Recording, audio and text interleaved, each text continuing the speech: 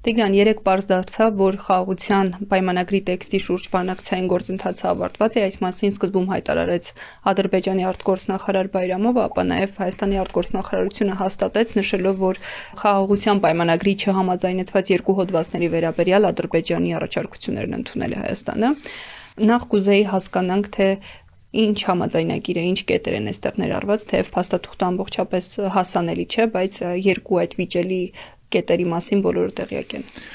Այո, ընդհանուր կետերի մասին էլ է ժամանակի ընթացքում խոսացվել, այդ թվում նաև պաշտոնական տարբեր դեմքերի կողմից, ընդհանուր առմամբ սա շրջանակային փաստաթուղթ է, այսինքն փաստաթուղթի սկզբունքների մասին որևէ կոնկրետ հարցի լուծում այս փաստաթղթով չի տրվում։ Այսինքն կողմերը արձանագրում են, որ միմյանց դեմ տարածքային պահանջներ չունեն, ապագայում եւս չեն ունենալու, ճանաչում են միմյանց ինքնիշխանությունը, տարածքային ամբողջականությունը, հիշում ենք, որ խոսում էր այն մասին, որ կետ կա ներքին օրենսդրության երկրորդական լինելու մասին, երբ խոսքը գալիս է խաղաղության պայմանագրին,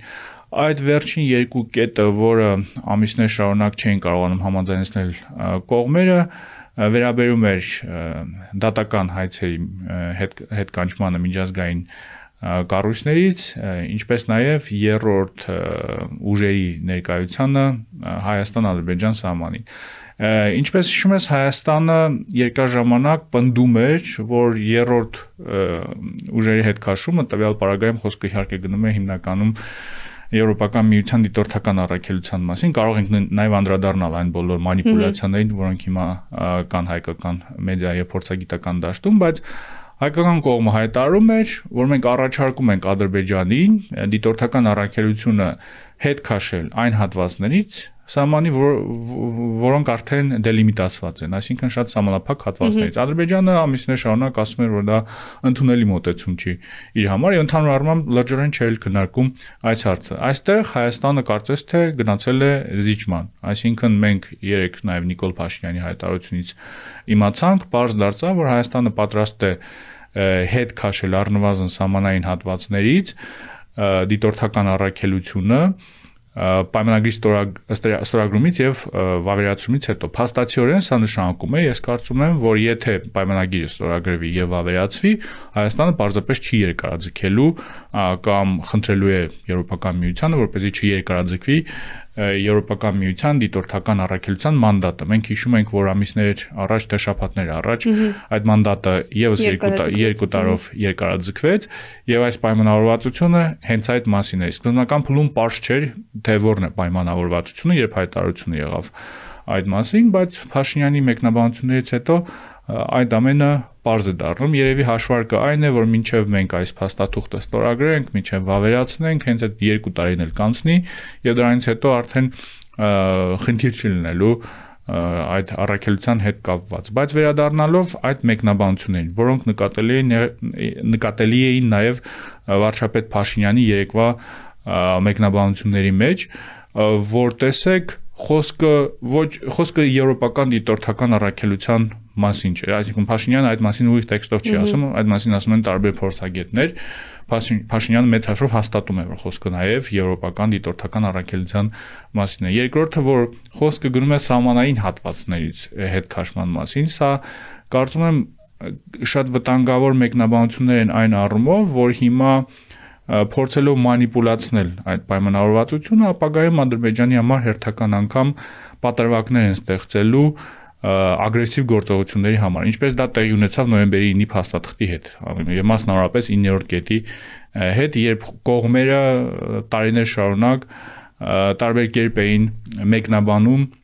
վերահսկողություն բառը, օրինակ ռուսական վերահսկողություն կամ ներկայություն FSB-ի ներկայություն։ Հիմա կարող է նույն պատմություն լինել, այսինքն հստակ է, որ Ադրբեջանը նկատի ունի եվրոպական դիտորդական առաքելությունը, որ Ադրբեջանը նկատի ունի այդ առաքելության դուրս բերումը Հայաստանի տարածքից, բայց Հայաստանում հնչում են մեկնաբանություններ այն մասին, որ գիտեք, չէ, մենք դրա մասին չենք բանակցել, խոսքը հետքաշման մասին է միայն սահմանային հատվածների, չնայած մյուս կողմից էլ պարզ չէ, եթե օրինակ դիտորդական առաքելությունը սահմանային հատվածներում բարեկություն չիրականացնի, որն է ընդհանրապես այդ առաքելության նպատակը կամ իմաստը։ եւ կրկին այսպիսի երկիմաստություններ են կարող տեղի ունենալ։ Երկրորդ հարցը իհարկե վերաբերում է հայցերի հետ քաշմանը։ Մեծ հաշվով որևէ կասկած չկա, որ կառավարությունը պատրաստ է գնալ այդ քայլին, այդ մասին էր վկայում նաեւ օրեր առաջ Հայաստանի իրավական հարցերով ներկայացուցիչ Եղիշե Կիրակոսյանի հրաժարականը, այսինքն այստեղ որևէ նորություն չկար, այնտեղ քննարկումները գնում էին, թե երբ պետք է այդ քաշումը տեղի ունենա եւ այլն, բայց կարծես թե այս մանրուքների շուրջ պայմանավորվածությունը հաստատվել է։ Իսկ հայցերի հետ քաշման հետ կապված կարծես մարդիկ այդքան էլ չեն կենտրոնանում այդ կետի վրա, բայց որքանով է դա վտանգավոր եւ ինչ խնդիր է ստեղծելու հետագայում։ Դե ես ինչպես հասկանում եմ լսելով տարբեր մասնագետների, միջազգային իրավունքների մասնագետների, եթե Հայաստանը հիմա հետ կանչի այս հայցերը, ապագայում շատ ավելի դժվար է լինելու նմանատիպ հայցերով դիմել այդ դատարանները, այսինքն ինչ որ առումով վստահելիությունն է կորցնելու պետությունը, եւ եթե Ադրբեջանը խախտելով այս պայմանավորվածությունները կրկին ինչ որ ոտնձգություններ իրականացնի Հայաստանի նկատմամբ ռազմական հարցագործություններ, այդ ողջ գործընթացը շատ ավելի բարդ է լինելու եւ մյուս մտահոգիչ փաստը իհարկե այն է, որ անցյալում իրականացված բոլոր այդ հանցագործությունները անպատիժ են մնալու, այսինքն բոլոր հույսերը թե Ադրբեջանի գործողությունները թե Արցախում, թե Հայաստանի Հանրապետության դեմ ինչ որ հետևանք են ունենալու ջրվելու են, բայց սա ընդհանուր առմամբ հակամարտությունների կարգավորման պարագայում գոյություն ունեցող, մշտապես գոյություն ունեցող դիլեմա է։ Արդյոք մենք արդարություն ենք փնտրում, թե խաղաղություն, տվյալ պարագայում Հայաստանի կառավարության դիրքորոշումը երևի այն է, որ հանուն խաղաղության մենք պետք է աչք փակենք բոլոր այդ երևույթների վրա, բայց այստեղ խնդիրը այն է, որ չկա որևէ երաշխիք, որ այս բոլոր գործողությունները չեն կրկնվելու ապագայում։ Վերադառնալով դիտորդների առաքելության եւ այդ հարցին, փաստորեն այստեղ ավելի վտանգավոր իրավիճակ է ստեղծվում, քանի որ մի շարք կետեր կան չհամաձայնեցված, ճանապարհների հարց, այլ անվտանգային հարցեր եւ հանուն խաղաղության պայմանագրի այս թղթի փաստորեն Հայաստանը այդ վտանգները չլուծված է թողնելու, հաղթում արկախված այստեղ։ Այո, ինչպես նշեցինք, այս փաստաթղթով որևէ կոնկրետ հարցի լուծում չի տրվում, այսինքն սկզբունքներն են համաձայնեցում, միգուցե ավելի բարենպաստ մթնոլորտ է ստեղծվում, բայց այն բոլոր հիմնական կետերը անհամաձայնությունները, որոնք գոյություն ունեն կողմերի միջև, շարունակելու են գոյություն ունենալ։ Օրինակ, կոմունիկացիայի հարցով, հարավային կոմունիկացիայի ընդհանրապես կոմունիկացիաների ապաշրջապակման հարցում դեռևս լուծում չունենք։ Հայաստանը առաջարկներ ուղարկել էր Բաքվից կարծես թե դրական պատասխան չկա։ Անկլավների հարցում որևէ լուծում դեռևս չունենք։ Չնայած կարծես թե Հայաստանի կառավարությունը հակված է գնալ անկլավների փոխանակման ճանապարհով, այսինքն վերադարձնել այն ամենը, ինչ սովետական Ադրբեջանի տարածքում է, փոխարենը ստանալով Արտվաշեն։ Կարող ենք դեռևս խնդիրներ ունենալ դելիմիտացիայի գործընթացում եւ մասնավորապես երբ այդ դելիմիտացիան հասնի Հայաստանի օկուպացված տարածքներին։ Եվ այս իրավիճակում, երբ կոնկրետ հարցեր դեռևս լուծված չեն, հրաժարվել դիտորդական առաքելությունից, հիմա ինչպես էլ չմեկնաբանեն, թե դա խոսքը դիտորդական առաքելության մասին չէ, թե խոսքը միայն սահմանային հատվածներից հետ քաշելու մասին, սրանք անլուրջ խոսակցություններ են։ Այդ պարագայում հրաժարվել այդ առաքելությունից, որը չեմ ասում շատ մեծ այդպիսի անվտանգային գործոն էր, բայց ինչ որ փոքր ազդեցություն ունենում էր իրավիճակի վրա։ Մենք տեսնում ենք, որ դիտորդական առաքելության տեղակայումից հետո առնվազն Հայաստան-Ադրբեջան սահմանին իրավիճակը շատ ավելի հանդարտ է դարձել։ Մենք տեսնում ենք, երբ որ ամեն անգամ Ադրբեջանը Հայաստանին մեղադրում է տարբեր գործողությունների մեջ զորքերի կուտակման մեջ կամ չգիտեմ այլ, այո վերջին դեպքում նաև այո օրեր առաջ դա քննարկեցինք, դիտորդական առաքելությունը հստակ արձանագրում է, որ այդ բոլոր պնդումները չեն համապատասխանում իրականությանը։ Հիմա այս իրավիճակում, երբ մենք ունենք բազմաթիվ չլուծված հարցեր դեռևս ու չգիտենք լուծվելու են այդ հարցերը պայմանագրի վավերացման պահին թե չէ, համաձայնություն տալ դիտորդական առաքելության դուրսբերման վերաբերյալ իհարկե ես չեմ կարծում թե այդքան խելամիտ մոտեցում է, որովհետև մեծ հաշվով մենք այս պարագայում հույսը դնում ենք Ադրբեջանի բարի կամքի վրա, որ տեսեք Ադրբեջանը ստորագրել է ինչ-որ փաստաթուղթ եւ առանց որևէ երաշխիքների այդ փաստաթղթի դրույթները կատարելու է, բայց ինչպես արդեն քննարկեցինք, չնայած փաստաթուղթը դեռ չի ստորագրվել, արդեն իսկ գոյություն ունեն տարընկալումներ, օրինակ տարբեր կետերի վերաբերյալ, մասնավորապես այդ երրորդ ուժերի ներկայության վերաբերյալ, եւ ապագայում կարող է լինել վտանգ, որ Հայաստանը եւ Ադրբեջանը կրկին իրենց մեկնաբանությունները կունենան այդ կետերի վերաբերյալ, Ադրբեջանը որպես ուժեղ կողմ կօգտագործի այդ խնդիրները Հայաստանին Հայաստանի դեմ տարբեր մեղադրանքներ հնչեցնելու համար եւ այս ամենը կարող է ավարտվել նոր էսկալացիայով օրինակ։ Հայկական կողմի հայտարարության մեջ նշված էր, որ արդեն պատրաստ ենք տեղ եւ ժամ պայմանավորվել, արդյոք այդքան հեշտ եւ հրատապ հնարավոր է այս փաստաթուղթը ստորագրել։ Տես այստեղ գալիս ենք երկրորդ կարևոր գործոնին, որը իհարկե անպայմանորեն պետք է քննարկել, որ չնայած խաղաղության պայմանագրի տեքստը համաձայնեցած է, բայց այդ փաստաթղթի ստորագրման հեռանկարները դեռևս շատ մոտ չեն։ Որովհետեւ հենց նույն Բայրամովը այդ հայտարարությունը անելիս հայտարարեց, որ Հայաստանը նախ պետք է փոխի իր սահմանադրությունը, պետք է համաձայնի լուծարել ԵԱՀԿ Մինսկի խումբը եւ միայն դրանից հետո կարող ենք ստորագրել փաստաթուղթը։ Ինչ վերաբերում է ԵԱՀԿ Մինսկի խմբի լուծարմանը, ես չեմ կարծում, թե լուրջ խնդիրներ լինելու են։ Եթե Հայաստանը նույնիսկ ինչ որ նախապայմաններ ունեցել է, օրինակ հրաժարվել Արևմտյան Ադրբեջան խոսույթից, այս վերջի զարգացումները ցույց են տալիս, որ իհարկե Ադրբեջանը կարող է ստիպել Հայաստանի նաև այդ ամեն ինչից հրաժարվել, բայց սահմանության հարցը իհարկե շատ ավելի բարդ հարց է։ Նախ Նիկոլ Փաշինյանը հայտարարեց, որ չի կարծում, որ Հայաստանի սահմանադրության մեջ Ադրբեջանի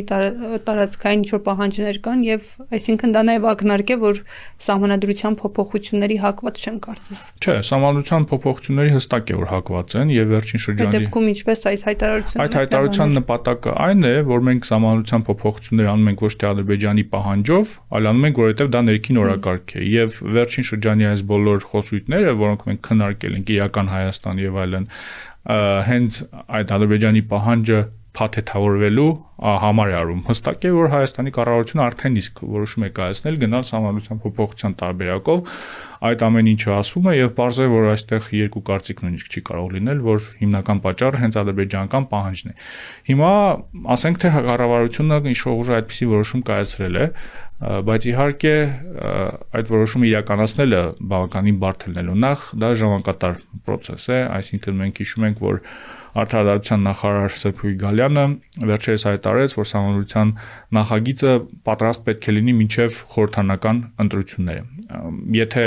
ելնենք այդ հայտարարությունից, դեռևս ահագին ժամանակ պետք է աշխատեն նախագծի վրա։ Ու այստեղ կրկնենք նաև, որ սահմանադրության մեջ փոփոխություններով հնարավոր չէ այս հարցը լուծել։ Պետք է հենց նոր սահմանադրություն ընդունել, որովհետև սահմանադրության նախաբան հնարավոր չէ փոխել։ Ինչ վերաբերում է բարդություններին, նախ դժվար է լինելու իմ կարծիքով ապահովել մասնակցությունը մարդկանց, որովհետև ինչ էլ անեն իշխանությունները, ինչքան էլ չխոսեն իրական Հայաստանի մասին, համընդհանուր ընկալումը այն է, որ այս համանդրությունը փոփոխում է Ալիևի պահանջով։ Այս պայմաններում մասնակցություն ապահովելը բավականին դժվար է լինելու։ Իհարկե նրանք կարող են համատեղել համանդրական հանրաքվեն խորհրդարանական ընտրությունների հետ եւ լուծել մասնակցության հարցը, բայց այստեղ կարող են արդեն սեփական ռեյտինգի հետ կապված խնդիրներ ունենալ, այսինքն եթե կապեն այս երկու հարցերը։ Մյուս կողմից, նույնիսկ եթե մասնակցություն լինի, նույնիսկ եթե տեղի ունենա այդ հանրաքվեն, դժվար է լինելու կառավարության համար իհարկե ապացուցել, որ մենք պետք է գնանք ու քվեարկենք Ալիևի կողմից առաջարկվող այս փոփոխության օգտին։ Ես կարծում եմ, որ հիմնական իհարկե փաստարկը այն է լինելու, որ սա է խաղաղության գինը, եւ մեծ հաշվով Արցախ արդեն գոյություն չունի, Լեռնային Ղարաբաղ գոյություն չունի, ինչու մենք պետք է չգոյություն ունեցող ինչ որ բաների համար վտանգենք տարածաշրջանային խաղաղությունը, բայց կրկնում եմ, հանրային ընկալման տեսանկյունից այն, որ Հայաստանը փոփոխում է իր սահմանադրությունը Ադրբեջանի թելադրանքով եւ Ադրբեջանի պահանջով, իհարկե գոյություն է ունենալու եւ սա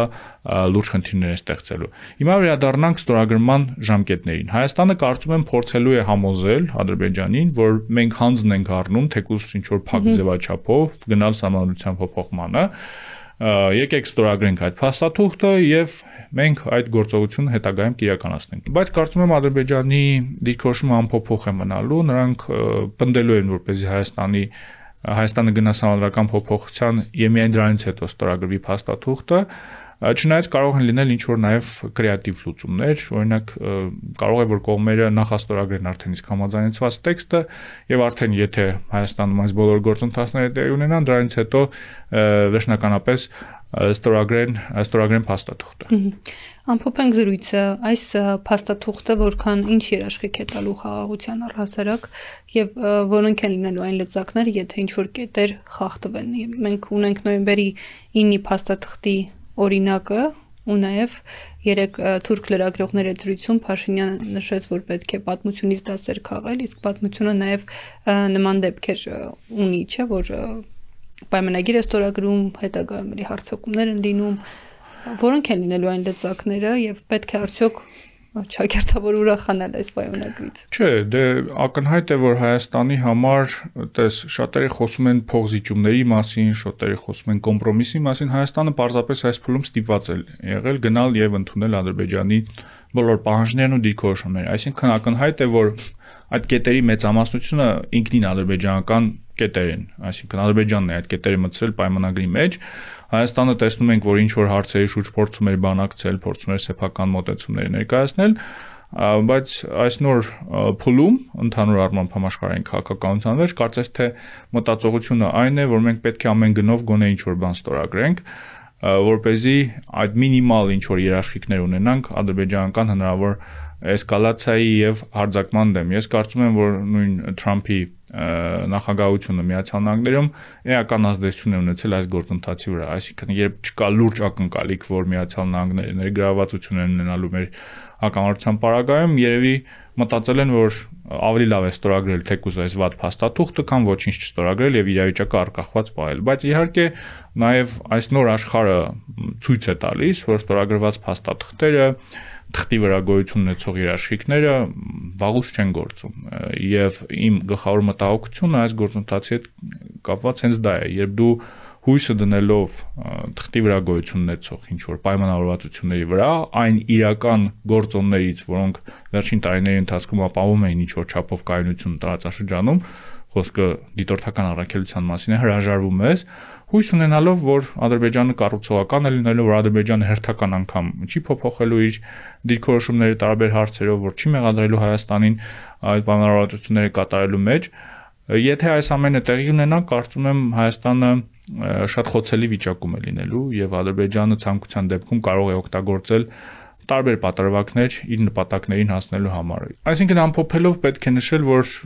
այո, լուրջ երաշխիքներ այս փաստաթղթի մեջ չկան, խոսքը միայն ինչ-որ բարենպաստ մթնոլորտ ստեղծելու մասին է, դեռևս ունենք բազմաթիվ չլուծված հարցեր եւ այդ հարցերով դեռևս պայմանավորվածություններ չկա, ինչպես արդեն նշեցինք, ու նաեւ գլխավոր իհարկե մտահոգությունը այն է, որ չնայած տեքստը համաձայնեցված է, դժվար թե մոտ ապագայում կողմերը այդ պայմանագիրը, այդ փաստաթղթը ստորագրեն։ Շնորհակալ եմ Տիգրան։ Ես եմ շնորհակալ։ Հիշեցնեմ մեր դիտողներին, որ Civilnet-ին աջակցելու համար կարող եք այցելել մեր կայք եւ սեղմել Donate կոճակը։